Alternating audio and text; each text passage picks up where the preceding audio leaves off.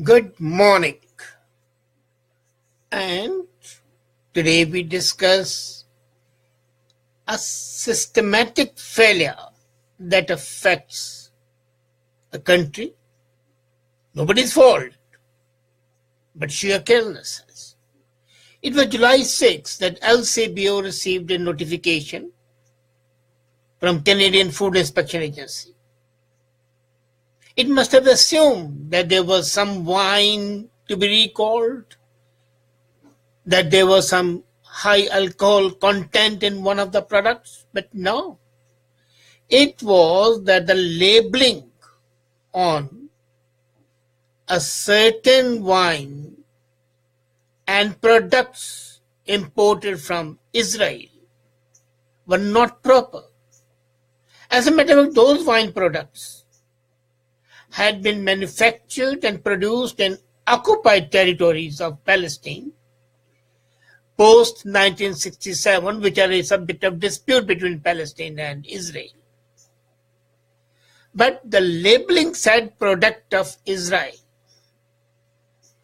And CFIA, Canadian Food Inspection Agency, based its decision on established Canadian policy, which reads that the Government of Canada does not recognize Israel's sovereignty over the territories occupied in 1967, and therefore the wine products from this region, which are labeled as product of Israel, are not acceptable, and hence LCB was supposed to stop sale of that. Now, this is an omission in the trade agreement that Canada entered with Israel. It's not a matter of simple misleading labeling. There are serious legal issues. Canada has more than 12 free trade agreements, and in none of them this situation is there. There has been a very consistent thing. And let's not forget that this can send Canada into various other jurisdictions, and the conflict can be there because of this agreement with European Union, with UNO, and with other organizations, multilateral, as well as create concern with the Muslim world. Because the Article 1.41b of Canada's agreement with Israel reads, it was first signed in 1997, but then it was later on amended. And it reads that it allows products from occupied territories to be labeled as products of Israel, notwithstanding Canadian official policy that West Bank is not a part of Israel. And it very clearly states, for the purpose of this agreement, unless otherwise specified, territory means with respect to Israeli territories where its custom laws are applied. Now, since the the Israeli custom laws are applied to the occupied Palestinian territory for the last 50 years, it would appear that the Canadian policy permits them to be called part of that. So, the wines, the Ahava products from the Dead Sea to the popular soda stream products, they're all manufactured in the West Bank. And now all of them are called product of Israel, and none of them is a product of Israel. You see, I'm not at present discussing the legality of the occupied thing. I'm discussing Canadians' divergent and conflicting response to that. And CFI said that we do not consider Canada-Israel Free Trade Agreement. Now, this is a conflict between the Food Ministry and the Foreign Affairs Ministry. The Foreign Affairs Ministry has signed an agreement which the Food Ministry does not accept. Is there a civil war going on? Is this the working of a regime and a government where the left hand does not know what a right hand does, and the conflict which could have been resolved mutually by discussions has led to this issue. Now, this decision that they do not recognize to be a free trade agreement is a violation of an agreement between two countries. You see, a similar wording appears in Canadian major free trade agreements, but there has been a significant qualifier. Each agreement carries a statement in accordance with the international law. But when Canadian-Israeli agreement was signed, this qualifier, in accordance with the international law, is missing. So this is a flip-flop, and it raises some major concerns, very difficult concerns. First, can a commercial trade agreement override existing Canadian policy? The government of Canada is very clear that they do not consider the occupation of the West Bank to be legal. But the trade agreement purposely or purportedly thinks it to be legal. Can a single commercial agreement override the policy decision? That is something very important. Second issue which it raises, can a bilateral commercial trade agreement override existing international commitments?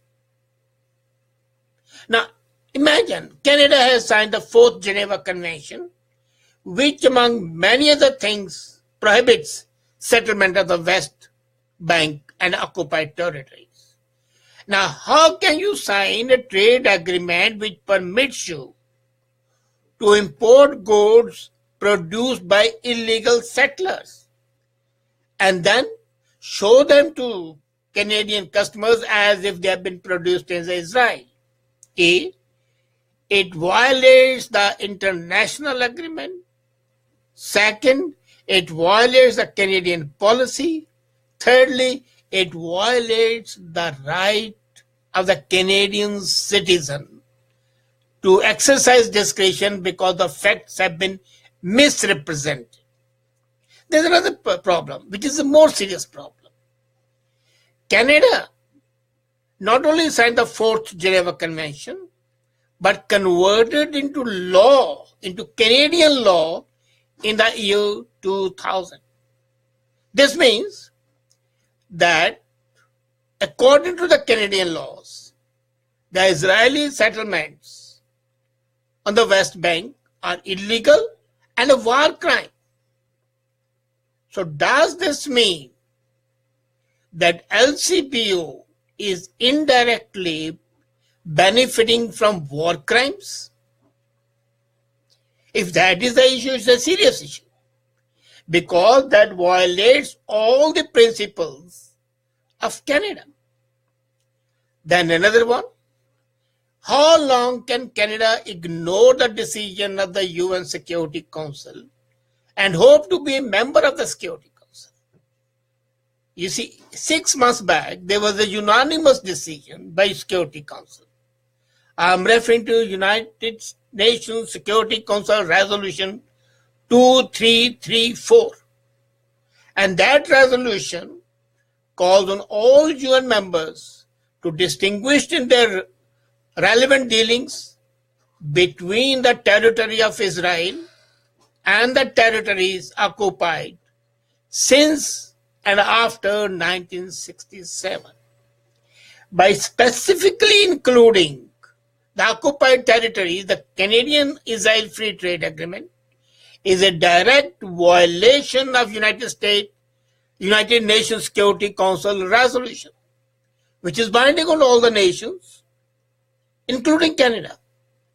And now, Canada wants to be a member of the same organization, Security Council, whose resolution it's violating with impunity. Would it not be a stumbling block to the desire of Canada to be a member of the Security Council? And the embarrassing West Bank wine issue, which CFIA and Canadian government would like to present as a simple labeling mistake, has revealed a serious weakness in the wording of the agreement.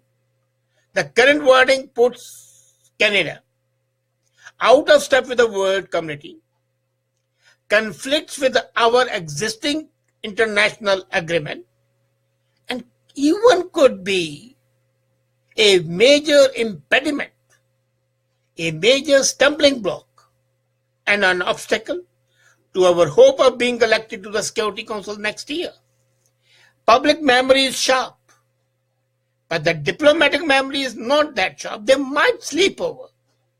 But when the situation arises, the people who oppose Canada will seize upon it that Canada has violated Geneva Fourth Convention, that Canada has violated UN Security Council Resolution 2334, that Canada has violated its own laws by importing things from criminals and by misrepresenting those facts to the Canadian nation.